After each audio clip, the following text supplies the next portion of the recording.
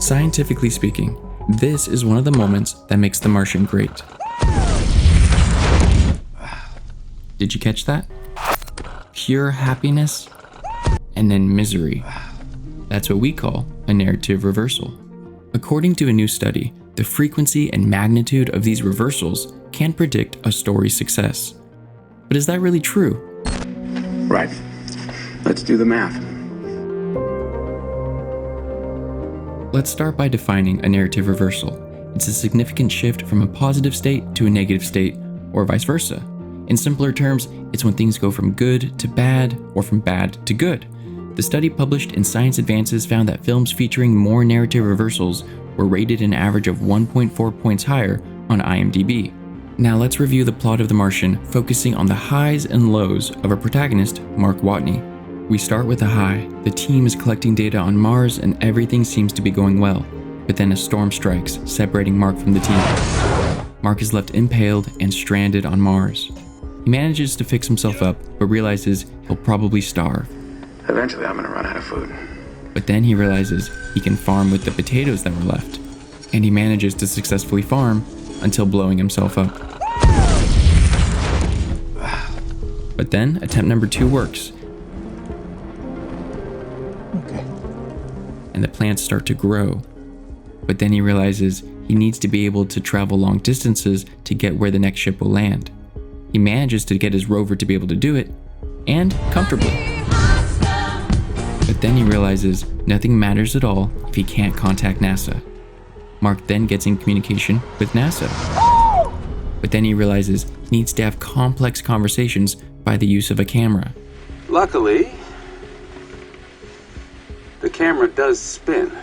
Mark successfully communicates by the use of a hexadecimal system and eventually a computer. But then he realizes the crew isn't even informed that he's alive.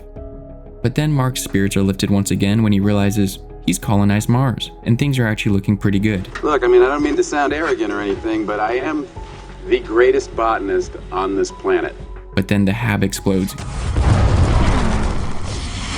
killing all of his plants.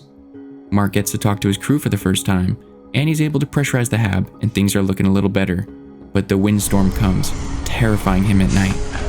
And his supply ship explodes. And now all of his hope is run out. But then we're introduced to this character, and he comes up with a new plan, and Mark finally has hope again. The new plan is working, and Mark heads to the launch site. But Mark learns he has to strip the ship of everything, including the front nose of the ship. He does it and says goodbye to Mars, surviving the launch. But there was a malfunction in the trajectory, and as the crew gets closer, it's still too far away. But Mark figures out a way to fly to them and is rescued. And that's Mark Watney's dynamic journey as he tackles one challenge after another, filled with narrative reversals along the way. But here's something interesting I noticed when I plotted out The Martian's narrative reversals. It isn't actually all that different than most movies, especially in the first quarter and the second half. It really only does something unusual between the first act break and the midpoint. And that's where The Martian shines. And to be fair, that's actually where most movies shine in their own unique way. It's where we have the most fun watching characters engage in the interesting concepts and unique premise of the story. And it just so happens that The Martian's concept is a character that uses science to overcome difficult issues.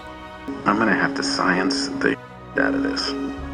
But is it always beneficial to increase the number of narrative reversals? When I watched The Martian with a friend, he predicted that another problem would arise right after Mark Watney resolved one issue. And he was right. And this kind of made me question the study's claim that more reversals led to greater enjoyment. Consider the story of the Zen master. There's a little boy, on his 14th birthday, he gets a horse. And everybody in the village says, how wonderful, the boy got a horse. And the Zen master says, we'll see.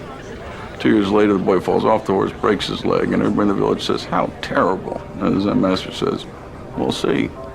Then a war breaks out, and all the young men have to go off and fight, except the boy can't because his leg's all messed up. And everybody in the village says, how wonderful. And the Zen master says, we'll see. So you get it.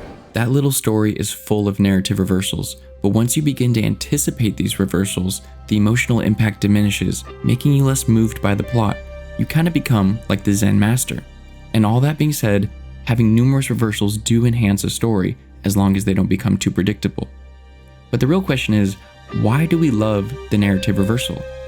I believe it's because we relate to the ingenuity and the problem-solving spirit they require. We see ourselves in the characters and absorb the lessons they learn. Mark Watney embodies hope and perseverance, demonstrating that even when faced with daunting obstacles, we can succeed by tackling one problem at a time.